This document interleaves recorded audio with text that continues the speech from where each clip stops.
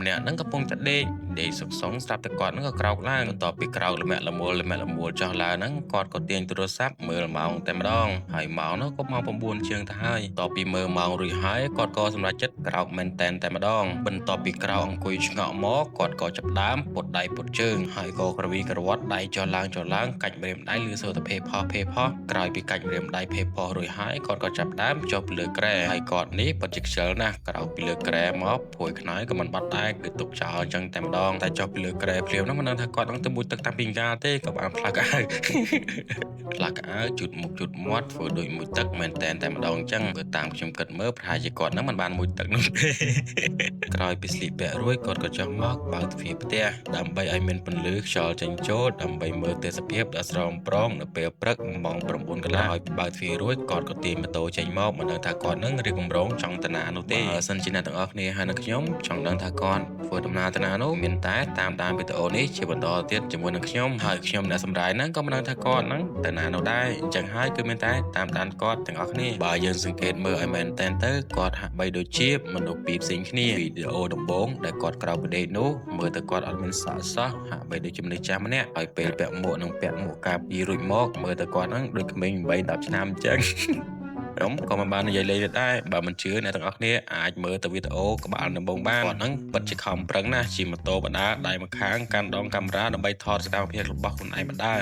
មើលទៅគាត់ហ្នឹងដូចជាអ្នកជំនាញអញ្ចឹងដែរហើយតាមពិតវីដេអូរបស់គាត់មិនដែលមានអ្នកមើលនោះទេខំអញ្ចឹងហើយទើបលោកខ្ញុំសម្រាប់ចិត្តយកវីដេអូរបស់គាត់មកសម្រាយចែកជូនអ្នកទាំងអស់គ្នាទស្សនាតែម្ដងទៅក្រោយពីបានសម្រាយវីដេអូរបស់គាត់មួយសន្ទុះធំមកខ្ញុំមានអារម្មណ៍ថាភ្លេចជម្រាបសួរពុកម៉ែបងប្អូនទាំងអស់គ្នាតើពុកម៉ែបងប្អូនទាំងអស់គ្នាសុខសប្បាយដែរឬទេរដូវនេះផងដែរជារដូវត្រជាក់ធ្លាក់ជំនោរតើពុកម៉ែបងប្អូនទាំងអស់គ្នាមានអារម្មណ៍ថាត្រជាក់ដូចជាខ្ញុំដែរឬទេហើយខ្ញុំវិញត្រជាក់រងាញាក់ញ័រឡើងរួញកតលកតល់អស់ទៅហើយអញ្ចឹងហើយបាទខ្ញុំសន្និដ្ឋានថាអប៉ែមួយជិះម៉ូតូហ្នឹងប្រហែលជាមិនបានមួយទឹកនោះទេក្រោយពីបានជិះម៉ូតូមួយសន្ទុះធំមកគាត់ក៏បានមកដល់ផ្លូវក្រៅហើយគាត់ក៏បង្ហាញពីគោលបំណងរបស់គាត់ដែលគាត់កំពុងតែធ្វើដំណើរមកអញ្ចឹងហើយអ្នកទាំងអស់គ្នានិងខ្ញុំមានតែតាមដានបន្តទៀតថាគាត់ហ្នឹងមានគោលបំណងចង់ទិញអ្វីឲ្យពិតប្រាកដហើយឥឡូវនេះគាត់កំពុងតែចាប់ផ្ដើមតម្រង់ម៉ូតូសម្ដៅទៅកន្លែងដែលគាត់ចង់ទិញ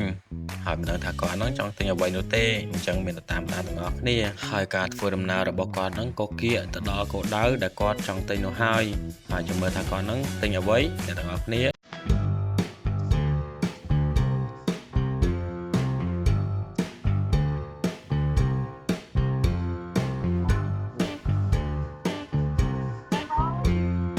ឲ្យជាជាងឲ្យដលងជៀនហ្នឹងទៅលក់មិនធ្វើបែបហ្នឹងហើយការតាមដានរបស់យើងក៏បានដឹងដែរថាគាត់ហ្នឹងមកទិញដលងជៀនហើយនឹងជាជៀនមើលទៅគាត់ហ្នឹងក្រោកឡើងគ្មានអីទេគឺនៅប្រោរបស់ញ៉ាំតែម្ដងហើយឥឡូវហ្នឹងគាត់កំពុងតែពិចារណាថាតើគាត់គួរទិញអ្វីក្រោយពីពិចារណារួចហើយគាត់ក៏ចាប់ផ្ដើមឲ្យអ្នកលក់ចាប់ដាក់តែម្ដងក្រោយពីចាប់ដាក់រួចហ្នឹងក៏ទូទាត់ប្រាយគេហើយគាត់ក៏ចាប់ផ្ដើមធ្វើដំណើរត្រឡប់មកវិញហើយមិនដឹងថាគាត់ហ្នឹងយករបស់ទាំងនោះយកទាំងណានោះទេអញ្ចឹងហើយមានតែតាមដានគាត់បន្តទៀតកុំឲ្យអ្នកទាំងអស់គ្នាតឹងរង់ចាំយូរថាគាត់ហ្នឹងយកទៅជៀនរំដងជៀនហ្នឹងយកទៅណាអញ្ចឹងហើយខ្ញុំក៏ថាវីដេអូឲ្យលឿនជាងនេះបន្តិចដើម្បីកុំឲ្យអ្នកទាំងអស់គ្នារង់ចាំយូរ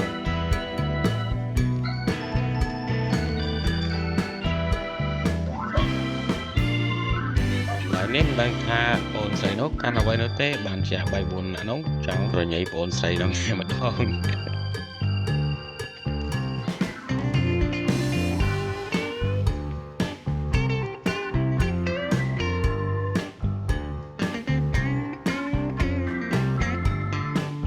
យើងបានមកដល់ហើយអ្នកនរគ្នានៅសាកមើល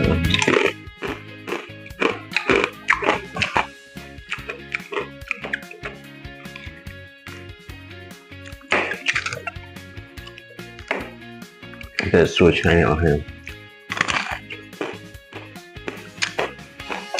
អែមអម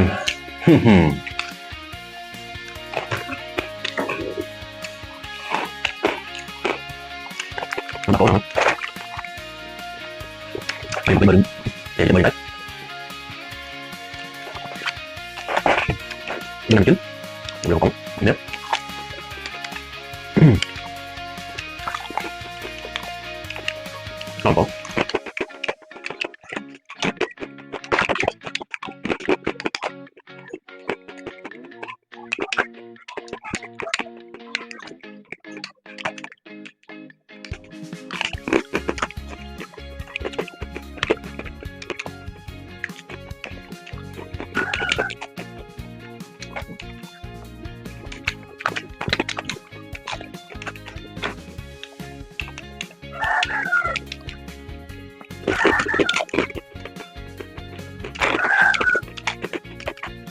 nhỏ là chưa nhưng mà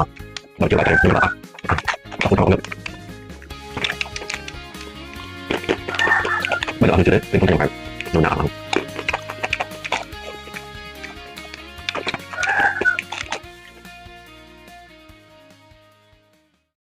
ហើយទីបំផុតយើងក៏បានដឹងហើយថាគាត់មិនបានយកទៅបោះចោលទេគាត់យកទៅញ៉ាំហើយវីដេអូនេះក៏បានឈានចូលមកដល់ទីបញ្ចប់ផងដែរអរគុណអ្នកទាំងអស់គ្នាដែលបានតាមដានរហូតដល់ចប់ជួបគ្នាក្នុងឱកាសក្រោយទៀតបាយបាយ